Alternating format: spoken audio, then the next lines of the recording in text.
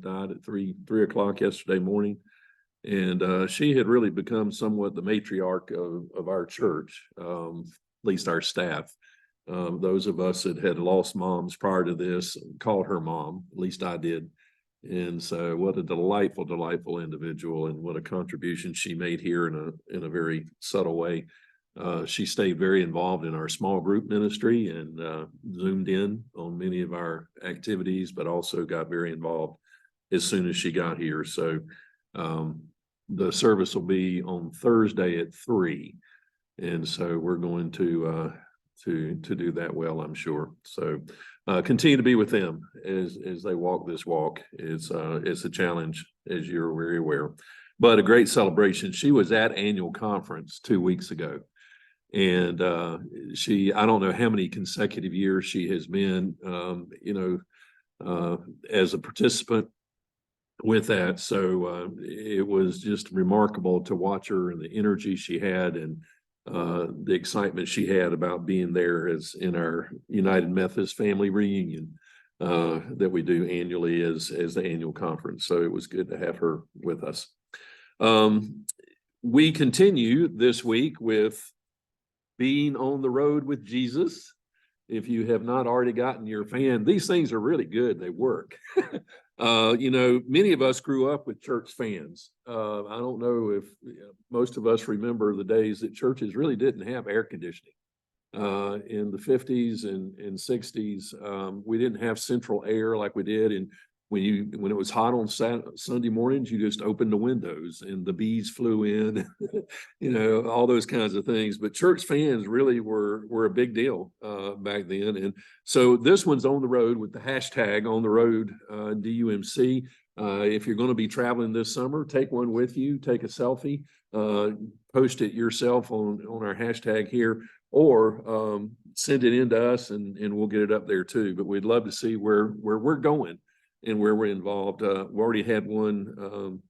I think we're having one from Paris today from a family that's there. So we'll see. I don't know how the farthest one will be, but that's a good start with that.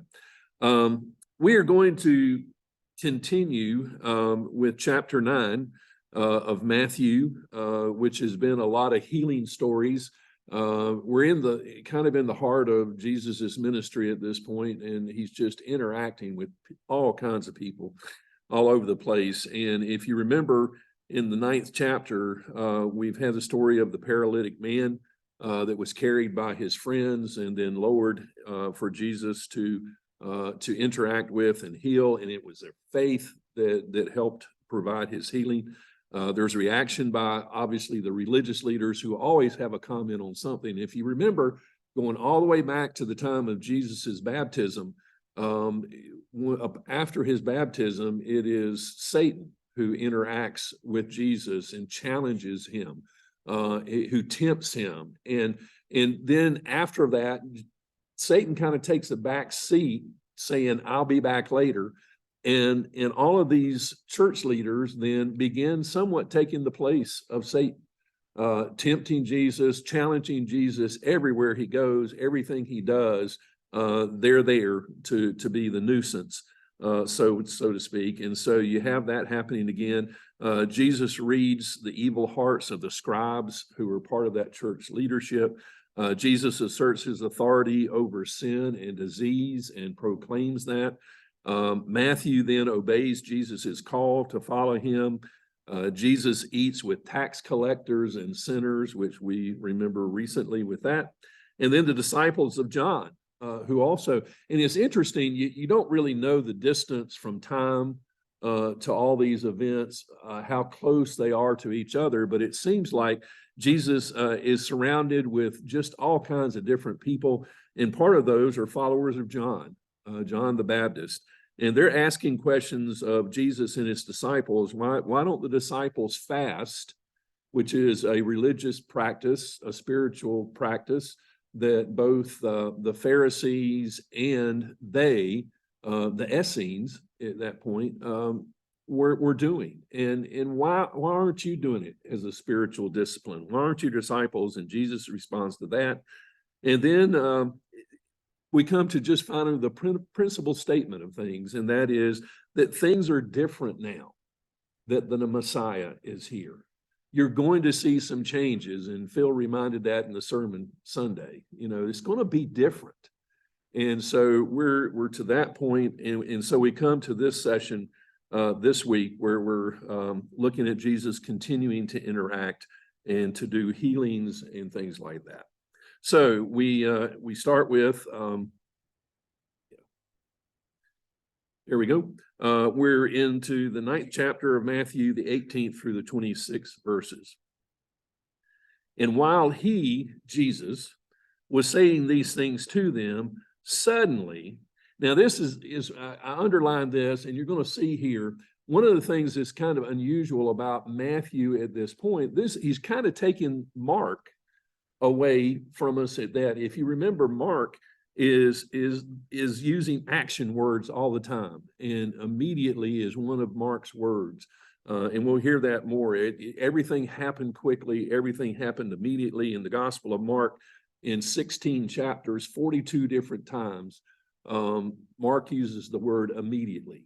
Everything happened quickly. And of course, Mark is the shortest of the Gospels. So he wanted to get to the story. He wanted to get to the content. And so we have suddenly a leader of the synagogue came in and knelt before him, saying, "My daughter has just died, but come and lay your hand on her, and she will live." And Jesus got up quickly and followed him with his disciples.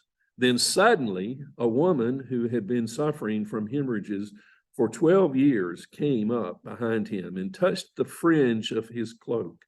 And he said to her, if I only or she said to herself, if I only touch his cloak, I will be made well. So Jesus turned and seen her, not realizing she is there initially. Take heart, daughter, your faith has made you well. And instantly the woman was made well. When Jesus came to the leader's house and saw the flute players and the crowd making a commotion, activity going on, he said, "Go away," another activity, "for the girl is not dead, but sleeping." And they laughed at him. But when the crowd had been put outside, he went in, took her by the hand, and the girl got up, and the report was spread throughout the district. So we have these action words going on, and they, Mark usually uses immediately. He always uses amazed. He also uses a lot, they did not understand. And so Matthew is reminding us of all the activity going on and how quickly Jesus is making a difference. So all this activity is happening with that. Now, when we get to here, there's this session we're going to look at today is really divided into 3 sections today, which again are not very long. Matthew moves us quickly through that. The first one is in Matthew, the 18th and 19th verses, a leader of the synagogue. But in some translations, it uses the word ruler. And we're really not sure what that means in the sense of whatever the person is, they are a significant person in the community, a leader among the Jews, and he asked Jesus to heal his daughter, who he thinks has died. And then on Matthew 9:20-22, a woman is healed by her faith and the touch of the cloak of Jesus. Now, we don't know whether she meant the tzitzits, which are the fringes that you'll have on this prayer shawl that the rabbi would wear. But she doesn't come up and talk to him. She doesn't interact with him. She just touches him. And because of that, she feels God's presence, and she herself is healed. And then on Matthew 9:23-26, Jesus, despite scorn from the people that are unhappy about all the stuff he's doing, raises the little girl from the dead. Now, if we break down this section a little bit, we're going to throw some questions in just along the way, do a little different format today. So while Jesus was saying these things to them, who are the them that he's saying this stuff to? Do you remember? Last week? Where are they? Do you remember? Phil talked about them being in Jesus's house, probably, or in Capernaum, Peter's house, or somewhere which is the base that was there. So the people that are there, if you remember last week's story, in the last couple of weeks, is that there's sinners and tax collectors there, but there's also religious leaders who have come, and they're jumping in on the party here. And so you got this hodgepodge of people that Jesus is around. Some are there because they believe, some are there because they're curious, some are there because they're trying to find things against Jesus that they can use for him later. You got all these people that are hanging out. And so you can just imagine that no matter where he goes, he's always surrounded. We know that by people with that. And so them is there. And then suddenly a leader of the synagogue, and we've mentioned that could be whatever the interpretation of that is, there are already leaders of the synagogue there. So is this a chief priest? Is this a ruler? Is this a leader of it that's not already there with them? So we don't know. And he came in and he knelt before him. Now, what's he doing? When he comes in and kneels before him, what's he doing? Why would he kneel? Showing respect. It was the normal practice for someone who had a higher status to be knelt by those that did not feel as, and this guy is a leader in the synagogue. He would be one of the people that everybody else would look up to. And he comes in, and in the midst, you got the feeling this is in the midst of all these other leaders of the religious community that are there who are trying to get Jesus. He must be one of them who's now coming in, and he kneels before Jesus in the way of prostrating himself, in a way of worshiping, if you want to call it that, Jesus. And so it's an interesting thing. He worshiped Jesus. And Jesus does an unusual thing here. Usually in the scriptures, if someone is worshiped in this way, they often say, no, no, no. And Jesus has done this in the past. This, don't worship me. This is through God and all that. But all of a sudden, he's taken some authority. Earlier in this chapter, he took authority over the evilness in the world, the disease that was there, and he proclaims it. And there, we've got it happening again. Jesus received it, and usually, if someone worshipped you in the again in a religious way, it's blasphemous. And Jesus seems to be kind of throwing this out the window now. I mean, he's not worried, evidently, about what others would consider to be a blasphemous act with that.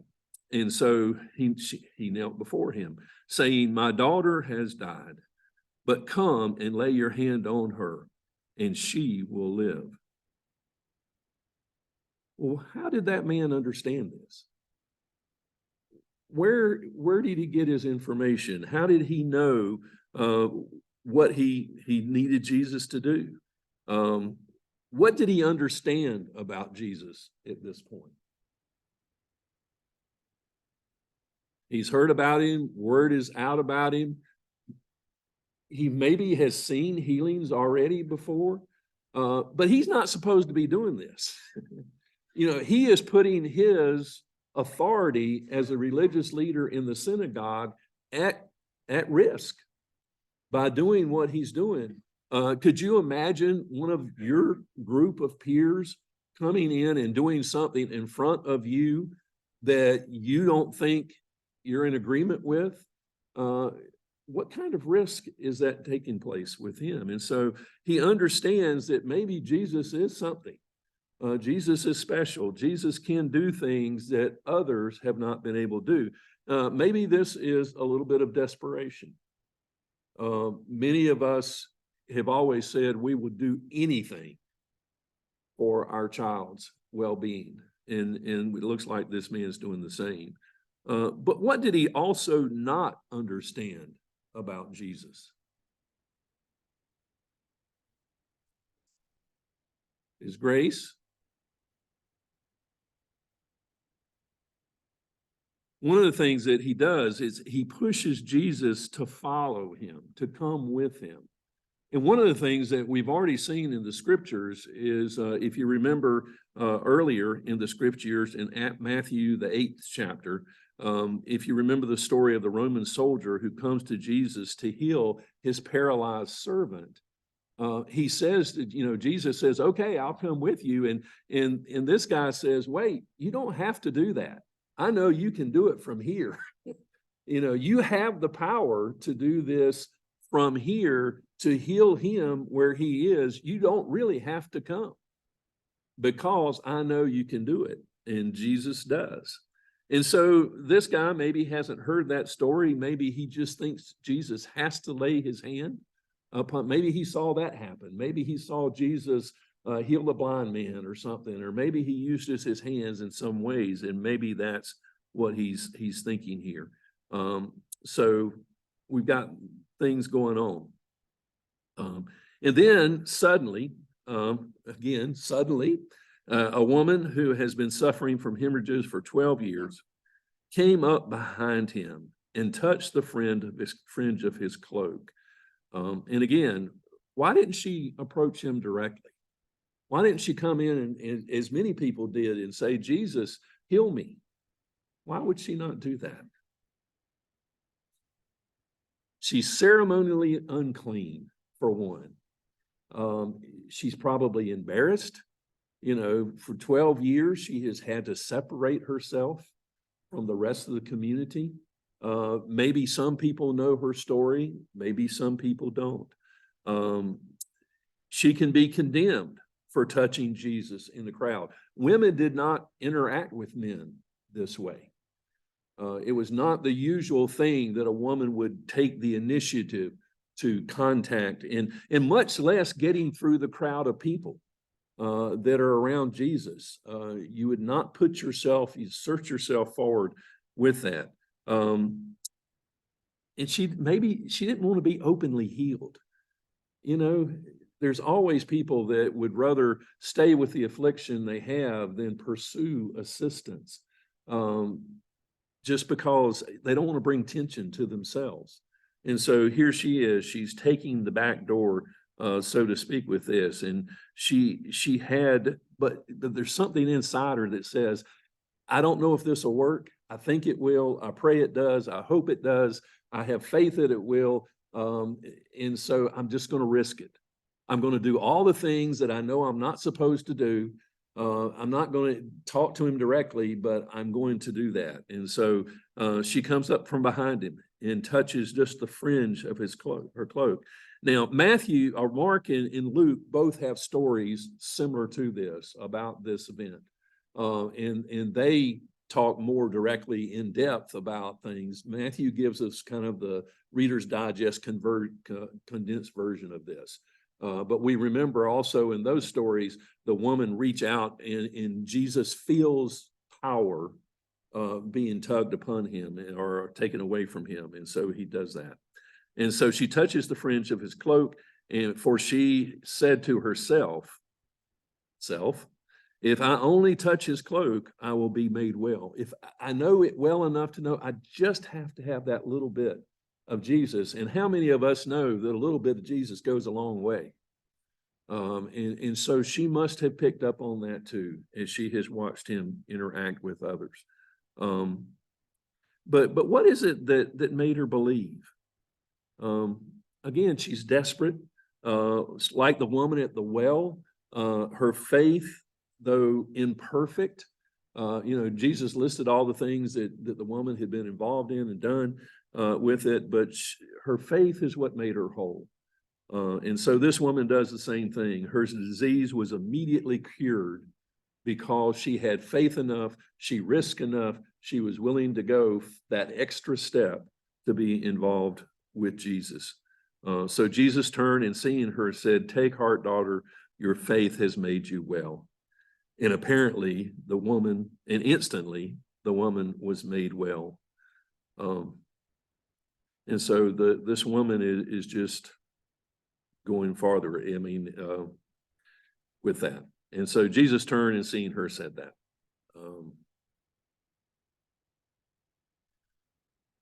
One of the things too, I guess I tried to muse a little bit in doing some additional reading about this particular part of the passage. When we look at the woman in particular, there we are, yeah. The woman had hoped to receive something with Jesus without drawing attention. We mentioned that. But Jesus insisted on making it a public thing. You know, Jesus is the one that called her out. He did this, I think, for some reasons. First of all, he did it so that she would know that she was healed, that she would know he was aware that she had been healed, having heard an official declaration. And that's what, when a person was ill back in those days, how you were made clean is by doing what? Going to who? Going to the rabbi. And it was the rabbi who validated that you had been made well. And so that's what Jesus has just done. Jesus, the rabbi, has confirmed that, yes, you are now well. It's okay for you to go home. It's okay for you to be with other people. It's okay for you to feel that you're now a part of the community. And so he does that publicly so she and others will know that declaration has been made. He did it so others would know she was healed, because her ailment was a private thing in nature, in her life. And so we do that. He did it so that she would know why she was healed, that it was her faith that had made her well, and not just something that was superstition, something that was magical or whatever. It was because she had faith that she did that. He did it so that she would not think she had stolen a blessing from Jesus. He approved of it. It was okay. And so she would never feel like she had to hide. What if she had touched him and been healed and kind of gone away? She wouldn't have the validation. She would not have the support. She would not have Jesus proclaiming that. And so she still would have not really been able to be out there with people. She did it so also that the ruler, well, and then the other story with that, obviously, is the one about the daughter. And so the ruler, also the synagogue, would see the power that Jesus had. They're still on the way to the healing of that. So again, it's a validation of that.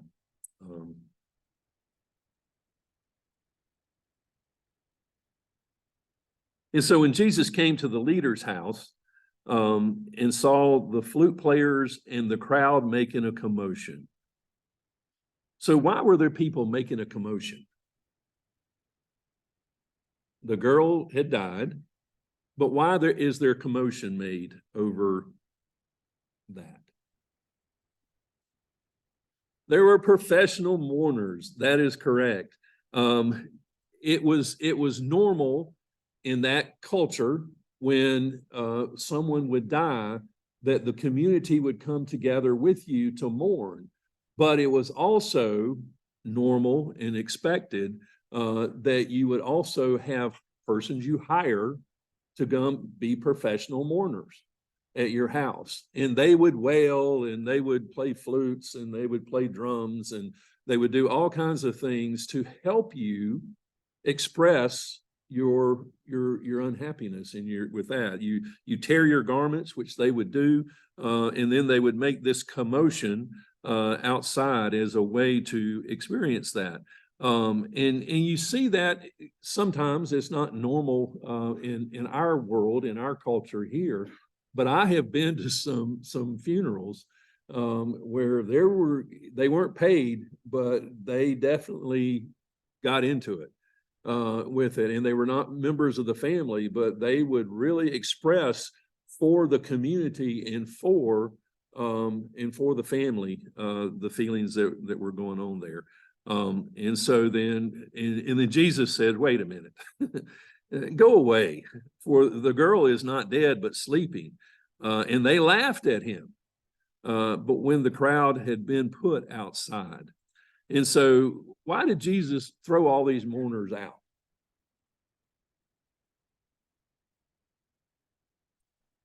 They were distractions. How can he get done what he needs to do in the name of God if all this stuff is going on? They are the ones that are creating the commotion. And then he went in and took her by the hand, and the girl got up. Jesus says the girl is asleep. She's not really dead. Why did he say that?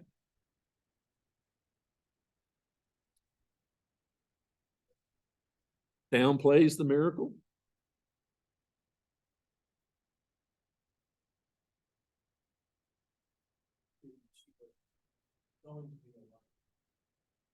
Yeah.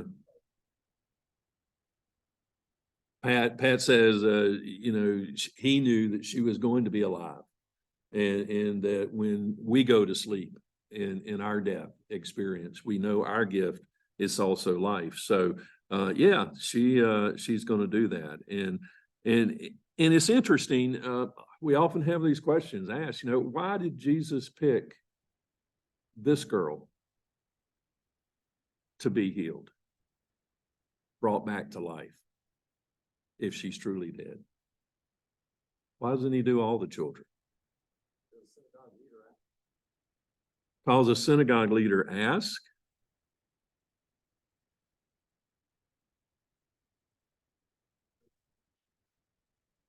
Could be a demonstration. I really don't know the specific reason, and that's part of the mystery of God. It's part of the mystery of faith. We're often asked, why didn't God intervene? Why didn't God intervene? What I often think of is the times God intervened that we don't know God intervened. One of the things that has been my experience in ministry is to be with a family that is someone that is at the verge of death. And in the waiting room, you've got the family praying and praying and praying for life.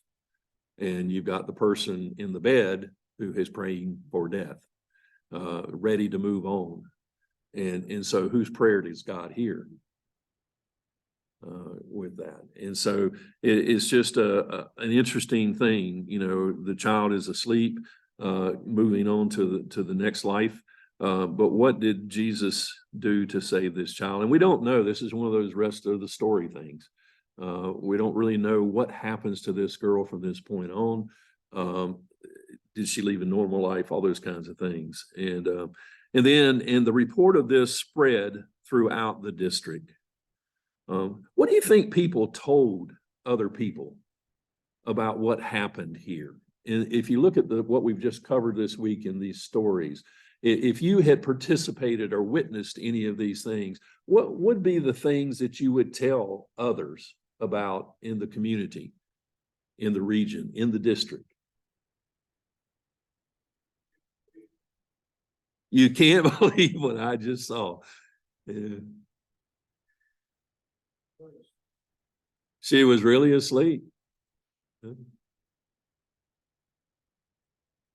Yeah, we all take, we all see and experience things in life of what God has done in our lives.